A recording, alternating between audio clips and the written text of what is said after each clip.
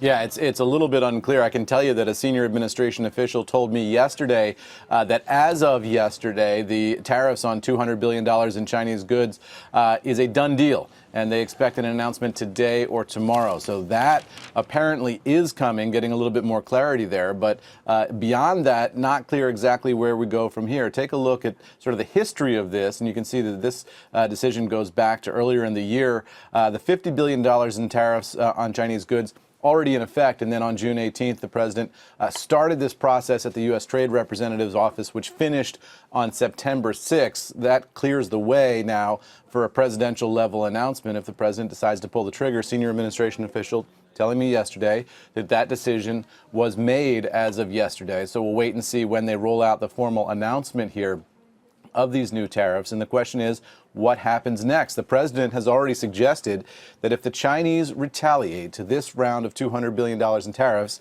then the United States will put tariffs on $267 billion worth of Chinese goods. That's pretty much all other goods imported from China to the United States. The U.S. side feels that the Chinese will be out of bullets. They won't be able to respond in kind in terms of tariffs because the Chinese simply don't import as much from the United States as the United States imports from China. So the U.S. can win a tariff tit for tat because there's more for the United States to put tariffs on. So we'll see where we go from here. But as of now, we're expecting that announcement today or tomorrow, Joe. Okay, so you'll be keeping us abreast on Vice Premier.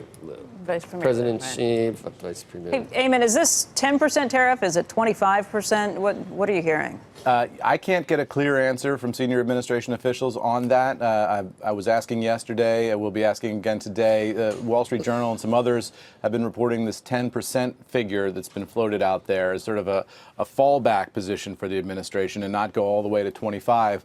We'll see if that is in fact what they roll out. You know, this has been a moving target, as Joe was saying all last week. Will they, won't they, will they, won't they? We were back and forth through the weekend again, and now we'll see when the ink is on the paper what it actually says. When you're talking to people, do you think that they are optimistic about this? Do you think they've changed? I mean, where are we just in terms of a siege mentality from the people who are around this? Look, there are elements in this White House. There's a lot of different people in this White House with a lot of different ideas, but there are elements within this White House who feel that tariff trade wars are easy to win for the United States, and that the United States has the advantage here, and that you have to keep the pressure on the Chinese, that they only respond to sort of blunt force pressure, and they won't respond to polite requests and negotiating seminars and that sort of thing. So that's one side of it. There's another side of it where you get a sense that people in the White House are concerned about the impact on markets. They're concerned about the impact on the cost of goods in the United States, and particularly in the run-up to the election,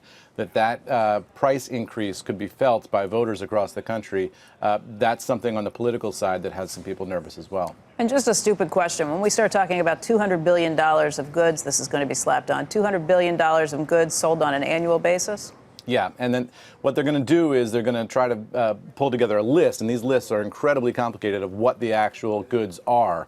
So you see these long alphabetical lists of every kind of thing that you can imagine being imported. And so the trick in this is coming up with those lists, exactly what's going to be impacted in this round versus what's going to be impacted in the next round. And then, of course, the big question is, what's the tariff rate going to be on all of this? And that goes straight to prices here in the United States. But when you're talking about $200 billion, I mean, the $50 billion was kind of finely culled, and they figured they could do it by causing the least amount possible damage.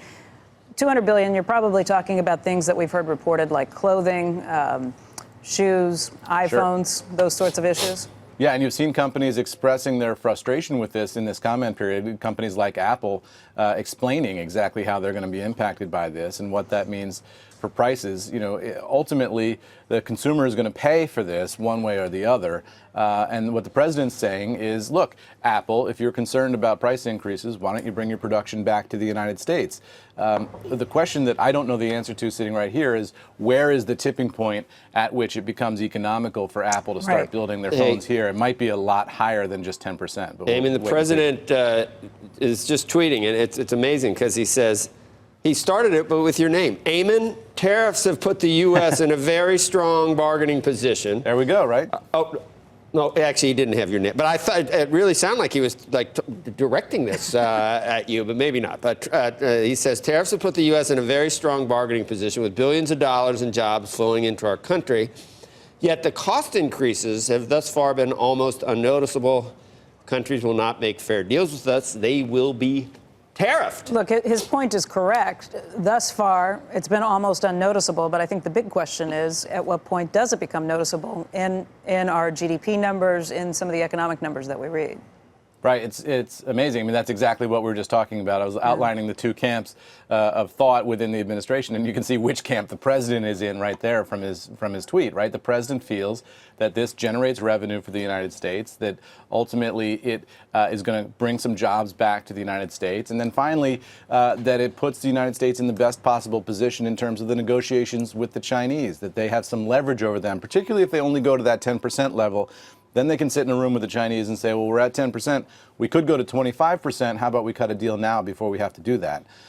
So the question is, will that bring the Chinese to the table, and will the administration get what they want? Or is the Chinese reaction to this to say, hey, wait a second, you guys are far too aggressive. We're not going to even talk to you?